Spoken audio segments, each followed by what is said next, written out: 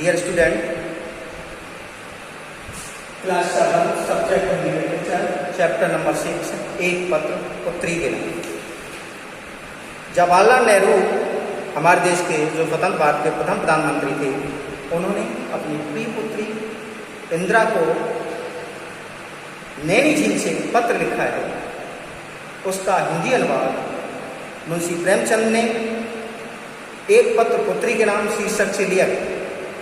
नेहरू जी द्वारा जो पत्र बच्चों को वहाँ की स्थिति, सभ्यता, रहन सहन आदि के बारे में सोचने और समझने की सीख देने के लिए प्रस्तुत किए गए।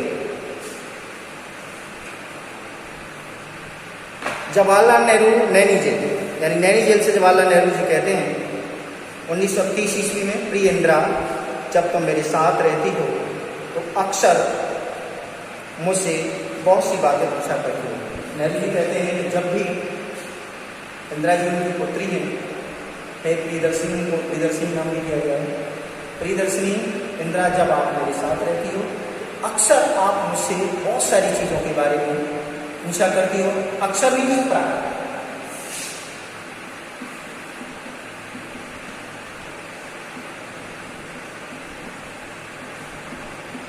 आप हमें बहुत सारी चीज़ों के बारे में पूछा करती हो, लेकिन अब जब तुम मसूरी में हो तो मैंने इरादा किया है कि मैं कभी कभी तुम्हें इस दुनिया की, उन छोटे बड़े देशों की जो इस दुनिया में हैं, छोटी छोटी कथाएं लिखा करूँ, उनसे अवगत कराऊंगा और वहाँ की स्थिति के बारे में आपको बताऊंगा।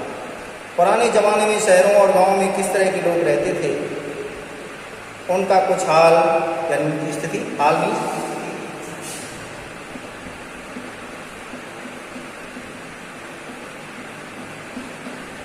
उनकी स्थिति आदि के बारे में हम आपको बताना चाहेंगे। उनका कुछ हाल उनके बनाए हुए कुछ बड़े बड़े मकानों और इमारतों से मालूम होता है। वहाँ के जो भवन थे, जो मकान थे, जो इमारतें थी, उनसे बहुत कुछ किया होता है। कुछ हाल उन पत्थरों की तख्तियों, यानी पत्थर के माइलस्टोन होते हैं, पत्थर होता है, उसके उस पर लिखी हुई जो इबारत है, जो लेख है, जो राइटिंग है, उससे भी जाता है, से मालूम होता है, जो वे छोड़ देते। इसके अलावा कुछ बहुत पुरानी किताबें भी हैं जिनसे उस पुराने ज़माने का बहुत कुछ हाल मालूम होता है।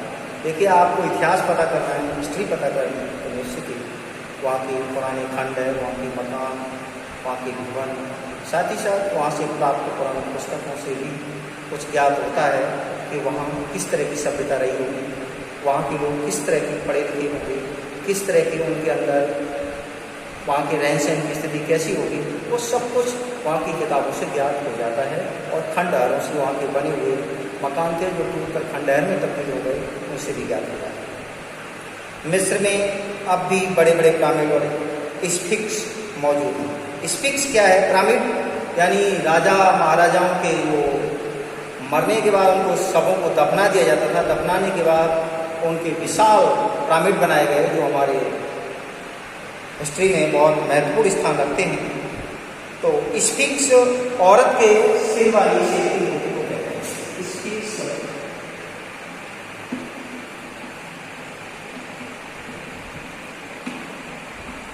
औरत के सिर वाली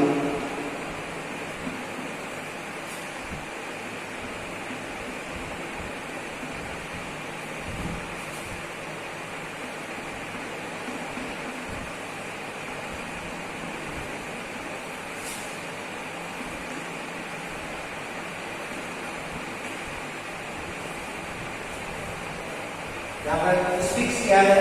यानी स्फिंक्स और सिर वाली शेर की मूर्ति को कहा जाता है।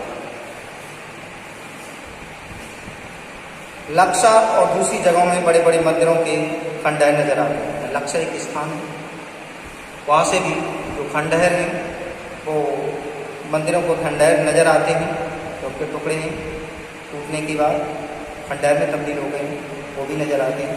तुमने इन्हें देखा है? देखा नहीं है, लेकिन जिस वक्त हम स्वेज नहर से गुजर रहे थे, मिस्र की नदी नहर है जो वहाँ की भूमि को बहुत उर्वरा और सिंचाई के लिए बहुत उपयुक्त है, तो उसे स्वेज नहर है। तो स्वेज नहर से गुजर रहे थे, हम निकल रहे थे, वहाँ से पास हो रहे थे।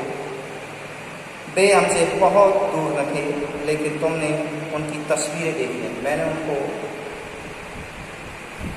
उन तस्वीरों को आपके लिए भेजा है, उन तस्वीरों को आपने देखा होगा। शायद तुम्हारे पास उनकी तस्वीरों के पोस्ट कार्ड मौजूद हैं, जो पोस्ट कार्ड जो लिफाफे हैं निश्चित ही आपके पास मौजूद होंगे। स्फिंक्स औरत के सिर वाली शेर की मूर्ति को कहते हैं। यानी क्वेश्चन यहाँ बनता है स्फिंक्स किसे कहते हैं। एंड स्फिंक्स औरत के सिर वाली शेर की मूर्ति को कहा जाता था। इसका डीलडॉल, इसका आकार, डीलडॉल इस आकार।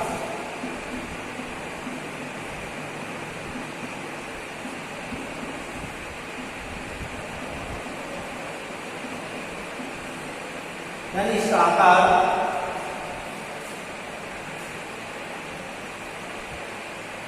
बहुत बड़ा है। किसी को यह मालूम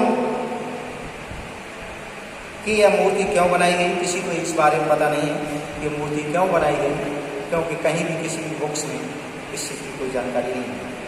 और इसका क्या मतलब है? उस औरत के चेहरे पर अजीब मुरझाई हुई मुस्कुराहट है, यानी बहुत फीकी, अच्छी मुरझाई कहते फीकी हुई, फीकी मुस्कुराहट है। और किसी की समझ में यह नहीं आता कि क्यों मुस्कुरा रही है, यानी किसी को इस बारे में ज्ञात नहीं है कि मुस्कुरा क्यों रही है।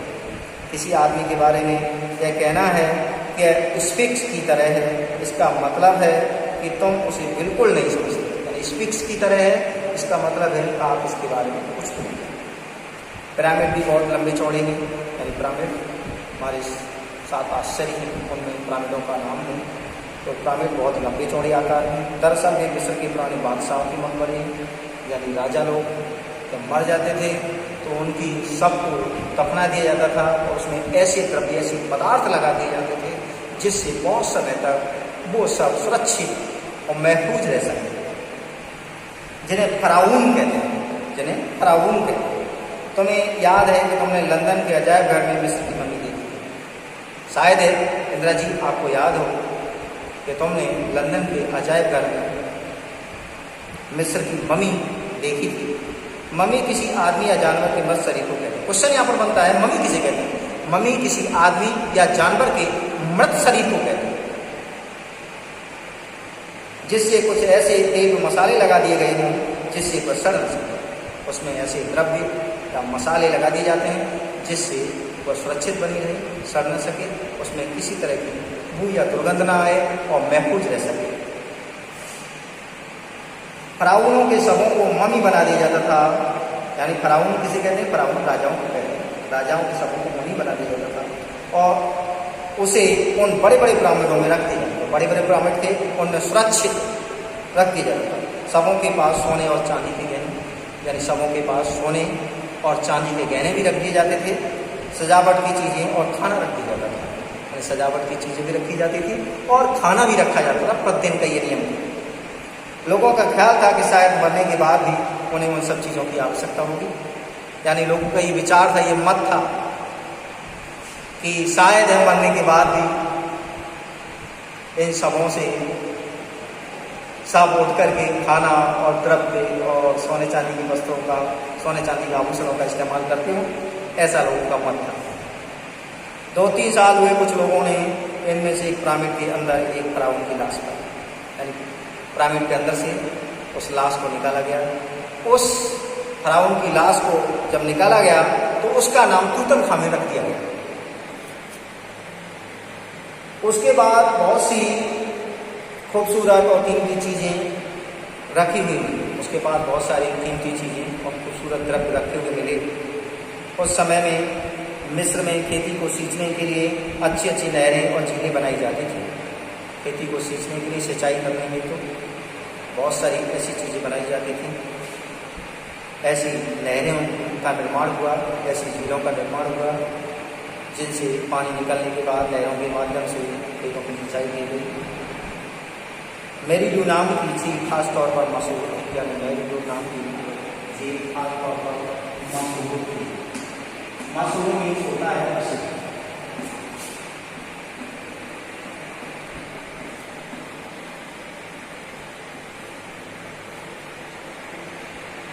प्रसिद्ध थी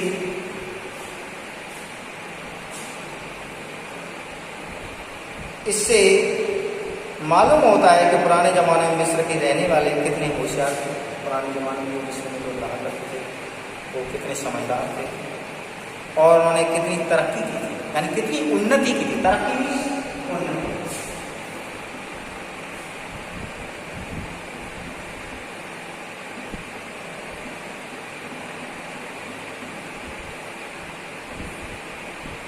उन्नत की थी।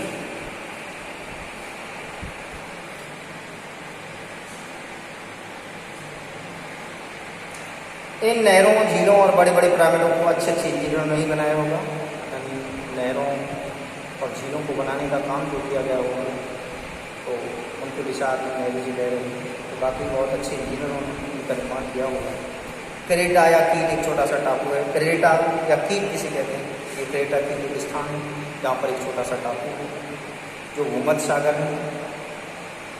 सईद बंदर से बेसिस जाते समय, यानी सईद बंदर से बेसिस जाते समय, सईद बंदर मिस्र की भूमध्य सागरीय तट पर एक स्थित बंदरगाह है जहाँ से जहाज स्वेज नहर में प्रवेश करते हैं। स्वेज नहर में प्रवेश करने का एक स्थान है जिसे शहीद बंदर कहते हैं, जहाँ से जहाज स्वेज नहर में प्रवेश करते हैं।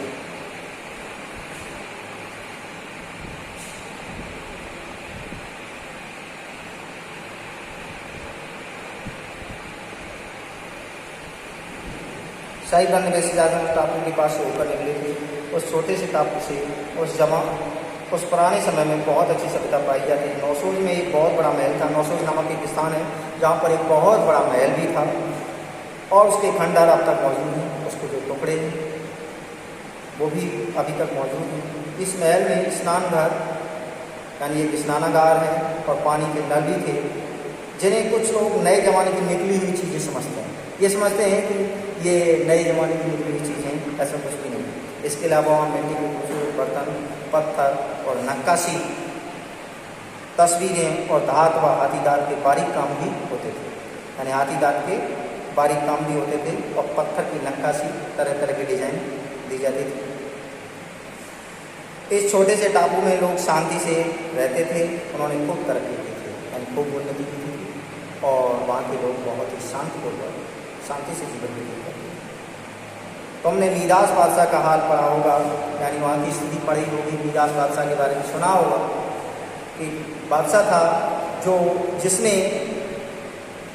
किसी सज्जन से एक आशीर्वाद लिया था कि जो भी मुझे वरदान में आप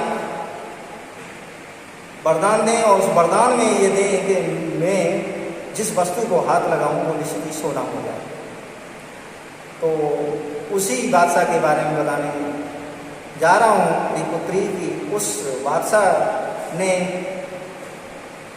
जो मांगा तो उसमें उसे पता चला कि वाकई सोना इतनी लाभदायक चीज़ है, लेकिन इतनी इम्पोर्टेंट नहीं है कि सब कुछ सोना ही। तो उसके बारे में यहाँ पर लिखा गया है कि जिस चीज़ को वह हाथ लगा देता था वह सोना हो जाती थी। वह खाना भी नहीं खा सकता था, यानी खाना खाता था तो निश्चित ही वो खाना भी उसका सोना हो जाता था, क्योंकि खाना सोना हो जाता था और सोना तो खाने की चीज़ नहीं, उसके लालच की उसे कैसे जाती है। यानी लालच भी बुरी बला है। लालच उतना ही करना चाहिए ज़रूरत के अनुसार, लेकिन लालच लिमिट से ज़्यादा करेंगे तो निश्चित ही लालच आपके लिए बहुत ही दुर्दांत होगा और बहुत ही भयानक हो जाएगा। यह तो एक मज़ेदार कहानी, लेकिन इसमें हमें यह मालूम होता है कि सोना इतनी अच्छी और लाभदायक चीज़ नहीं है जितना लोग सोचते हैं। कि सभी राजा मीरास कहलाते थे और यह कहानी उन्हीं में से किसी राजा की हो गई।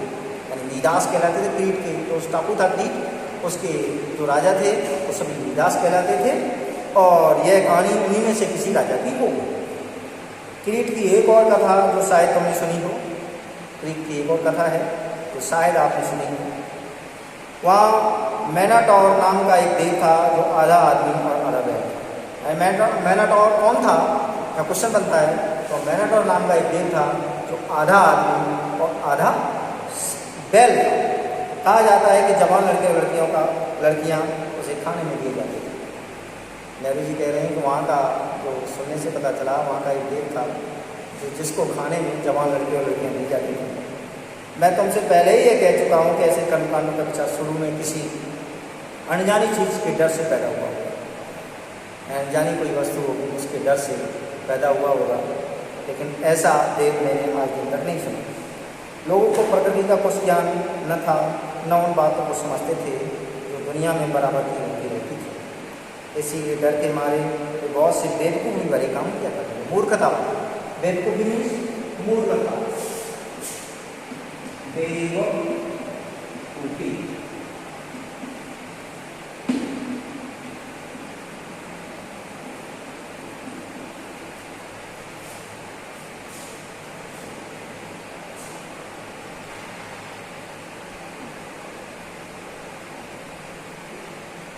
काम किया करते थे।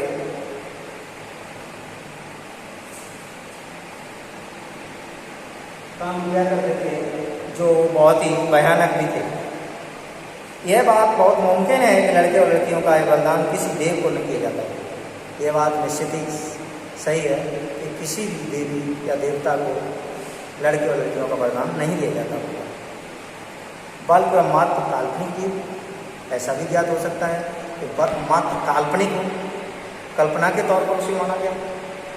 क्यों? मैं समझता हूँ ऐसा देव कभी भी नहीं होता, न हुआ है न था।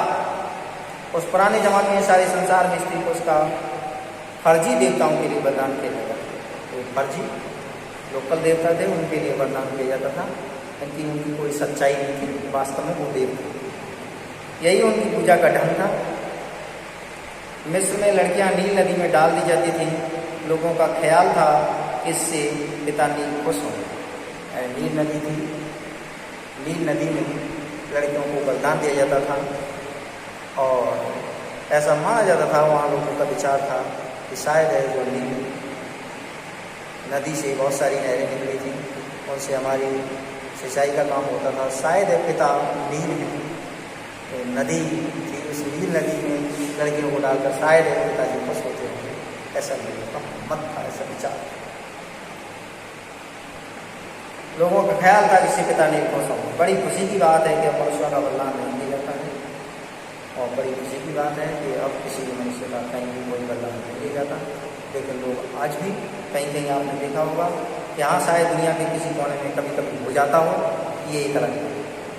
अब भी ईश्वर को खुश करने के लिए जानवरों का बलिदान किया जाता है। ईश्वर को खुश करने के लिए, अपने अल्लाह को खुश करने के लिए लोग आज भी जानवरों का बलिदान देते हैं। किसी की पूजा करने का ये कितना अनोखा है, कितना अनोखा आश्चर्यजनक तरीका है, अनोखा ढंग है किसी को खुश रखने का।